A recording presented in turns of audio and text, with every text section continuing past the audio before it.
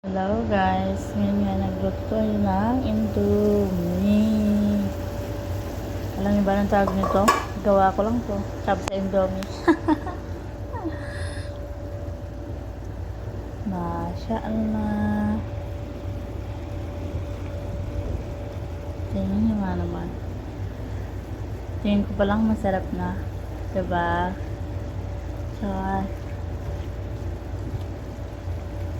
yummy, yummy.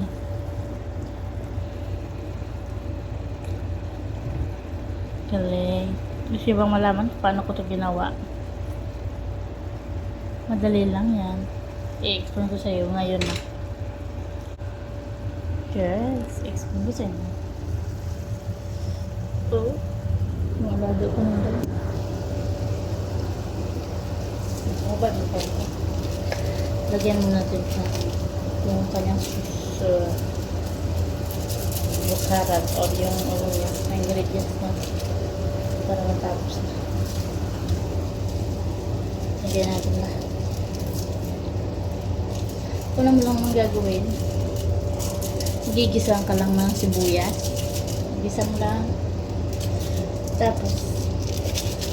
Tapos medyo brown na siya o medyo sunog-sunog siyang konti. Huwag masyadong sunog. Brown lang kailangan.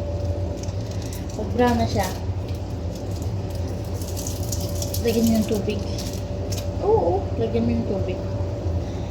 Tapos pakuluin nyo. Pagkatapos pakuluin, ilagay nyo lang yung Indomie. Tapos, lagyan ng tomato sauce or tomato paste. Diba? Bilis lang. Napakadaling gawin ko. Indomie. Sabi sa Indomie. Tapos, lagyan nyo ng tubig. Depende na yun kung magkano ilang Indomie iluluto nyo. Ito, nagluto ako ng 3. Tapos, lagyan nyo ng asin. Diba? Gamitin nyo yung isip nyo. Yeah. Tamang-tama lang yung lagay nyo. Huwag nyo naman mandamihan. Para sa inyo yung timpla. Sa akin lang yung sasabihin ko lang yung kung ano yung niluto ko or yung ingredients niya. Tapos lagyan yung asin, lagyan yung bukharat. Diba? Bukharat. Tapos ilagay nyo yung seasoning ng Indomie. Yung seasoning lang, huwag yung yun lang.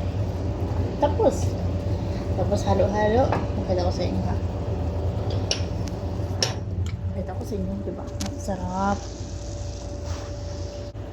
Yes. Masarap na Indomie. Para siyang Korean noodles. Ang sarap talaga. Ito. Siyempre, masarap ang talaga ako. Loto ko eh. Korean noodles. Para siyang Korean noodles. Pero ang tawag dito cup Indomie. Nasa Saudi kasi ako. Kaya ang tawag nito Indomie. Yes. Tapos ano tawag nito? Ito, pang design. Anong tawag ito? Pang mix natin ng salad. Ugasan mo natin.